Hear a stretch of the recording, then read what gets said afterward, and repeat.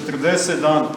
I on ih je učio i propovedao o Carstvu Božjem, ali im je govorio da će se uskoro vazneti na nebo. I oni su bili žalosni, ali on njima kaže da se ne žalostive, jer kaže, ako ja ne odem, utešitelj neće doći k vam. Ako ja budem otišao, onda ću, kaže, poslati utešitelja k vam. A utešitelj se u Svetom pismu, braćo i sestre, naziva Duh Sveti. Treća ličnost Svete Trojice. I zaista, posle 40 dana od Vaskrsenja, Hristos se vaznuo na nebo. I to smo slavili pred 10 dana, to je veliki praznik Spasovdan. A evo sada, u 50. dan posle Vaskrsenja, slavimo Svetu Pedesetnicu, odnosno silazak Svetog Duha na apostole. To što je Hristos obećao, to se zaista i desilo. Kada su apostoli bili sabrani u Jerusalimu, onda je Sveti Duh sišao, kao kaže veliki huk sa neba, kao silno kujanje vetra. Tako se Duh Sveti projavio i pojavio tada apostolima i u vidu razdeljenih ognjenih jezika pojavio se iznad njihovih glava. A to je dar da su počeli da govore različitim jezicima. I tada se na taj dan krstilo, kažu, oko 3000 duša. Tada su apostoli prvi put izvršili svetu Evharistiju, svetu liturgiju. Zato se današnji dan smatra rođendanom crkve. To je rođendan svih nas, pravoslavnih hrišćana.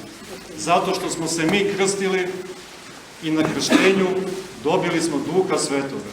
I mi smo se Duhom Svetim obukli u vaskrsloga Hrista.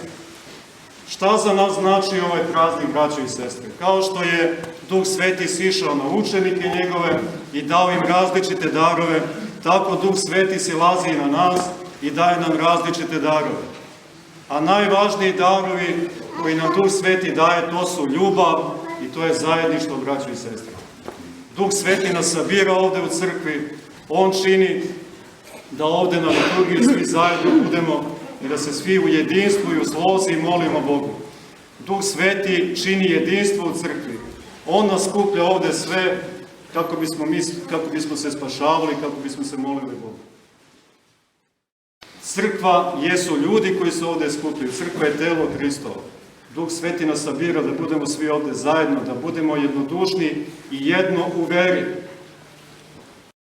I zato da se molimo Bogu da nam da blagodat Duha Svetoga, da siđe na nas i da uvek bude s nama.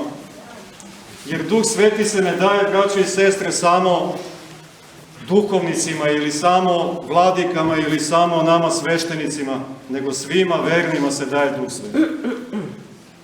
I da se setimo Hristovih reči gde on kaže: ako kaže mene ljubite i ako zapovesti moje držite, ja ću moliti Oca i poslaću vam utešitelja koji će biti zauvek s vama.